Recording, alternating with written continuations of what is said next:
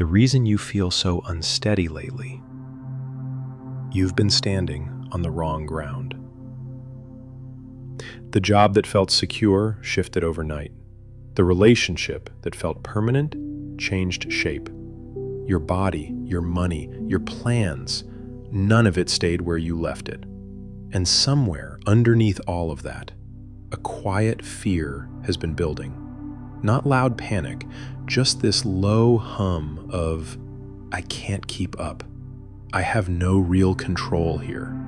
That fear does something physical to you. It tightens your chest, shortens your breath, makes your thinking foggy, and your body tense.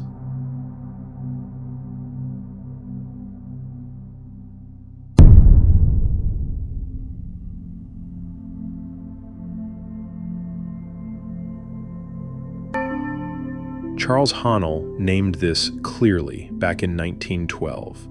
Fear is one of the most paralyzing forces a person can carry, and it spreads through the whole body, nerves, blood, muscle, mind. But here's what he also said, and it's the part most people never get to. The way through fear isn't forcing calm. It's becoming conscious of a power that was never actually shaken. Because everything that's been destabilizing you, the shifting job, the changing relationship, the moving ground, that's just the surface. And the surface was never meant to be the thing you stood on. We describe the world in opposites: light and dark, good and bad, knowledge and ignorance. It feels like these are two forces pulling against each other. Like a tug of war, you have to keep winning. But look closer, and something softer is true.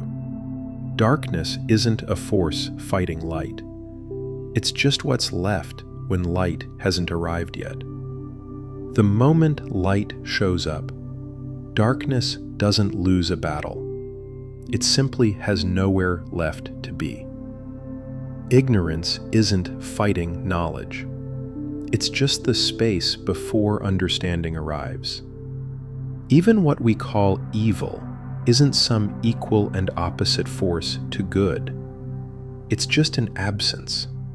And absences don't fight.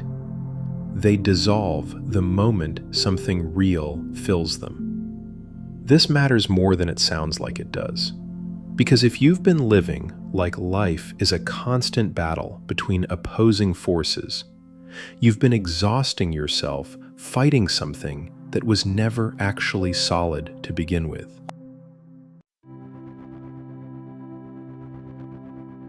Here's the part that changes how you carry yourself. There's only one real, lasting principle running underneath everything: physical, mental, emotional, spiritual. One. Not two competing forces, just one organizing intelligence showing up in different forms. Everything else, the forms themselves, are temporary. Look at any city skyline. 100 years ago, almost none of it existed. 100 years from now, most of it won't. Look at a mountain. It rose from an ocean floor. Somewhere, right now, it's slowly becoming something else. Look at your own body. Nearly every cell you had 7 years ago has already been replaced. Everything made of matter is always quietly dissolving and reforming, always in motion. Nothing physical was ever built to be permanent. Not your body, not your circumstances, not the ground under your feet. Only the organizing intelligence behind all of it stays constant. Call it mind. Call it the thread that doesn't change even as everything it shapes does. And that thread, that steady, unchanging part, isn't outside you. It's the very thing doing your thinking right now, which means the ground you've been looking for was never something external you needed to secure. It was already inside you, all along, quietly unaffected by everything shifting around it. Think about what actually shakes you. Not usually the big, obvious disasters. More often, it's the small, constant proof that nothing stays put. The plan that changes, the person who grows differently than you expected, the number in your account that moves up and down. You start gripping tighter, trying to freeze things in place, trying to make the temporary feel permanent. And the tighter you grip, the more exhausted and afraid you become, because you're fighting a law that was never going to bend for you. Nothing physical was built to stay fixed, not even close to it. Your body isn't the same collection of matter it was 7 years ago, and yet you still feel like you. That continuity, that sense of still me underneath all the physical change, that's the part of you that was never actually threatened by any of this. You've just been so focused on the shifting form that you forgot to notice the steady presence experiencing it. Everything around you is vibrating at some rate, whether you can sense it or not. That vibration is what gives it shape, which means shape was never fixed to begin with. It's motion, held in a pattern for a while. And motion can shift. Here's how that shift actually happens. The organizing intelligence behind everything starts out still, at rest, full of potential, but not yet moving.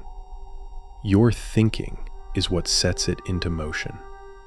Every time you focus your attention with intention, you're taking something formless and giving it direction. But thinking takes fuel. You already know this in your body. Skip meals for too long, and your mind gets foggy. Your focus scatters. Even something as invisible as thought depends on something as physical as nourishment. And what you feed your thinking matters just as much as feeding your body. Because thought doesn't stay abstract. It shows up in your health, in how your work goes, in the tone of your relationships. If your thinking has been steady and constructive, you'll see it reflected around you as clarity. If it's been anxious and scattered, you'll see that too, as tension, as friction, as things not quite working. This isn't punishment, it's just how vibration works. Whatever frequency you're holding inside tends to shape what shows up outside, which means the shifting world around you was never really the problem. The real work was always inward, steadying your thinking, not the ground. And that's fully within reach. Not because you can freeze the outer world in place. You can't, and trying to will only exhaust you. But because the part of you doing the thinking, the part that's been quietly constant through every version of your body, your circumstances, your changing life, that part was never unstable to begin with. This week, give yourself a few quiet minutes daily. Just like you'd set aside time to eat, set aside time to feed your mind. Sit somewhere undisturbed. Concentrate, and let that word mean everything it implies. Become so absorbed in your thought that nothing else exists for those few minutes. Let your thought rest gently on this one idea. Things are rarely what they appear to be. The ground under your feet feels still, but it's moving, spinning, orbiting. The sky looks like a ceiling overhead, but you're standing inside open space that has no ceiling at all. The sun looks like it moves across the sky, but it's you who's turning. The stars look like small points of light, but each one is a sun of its own, impossibly far away. Even matter itself, the things you'd swear are fixed and solid, has been found to be in constant motion. Nothing physical stays still, no matter how still it looks. Sit with that, not to unsettle you, but because something is shifting in how we're all being asked to think. We're standing at the edge of needing to update how we see things. Not someday, now.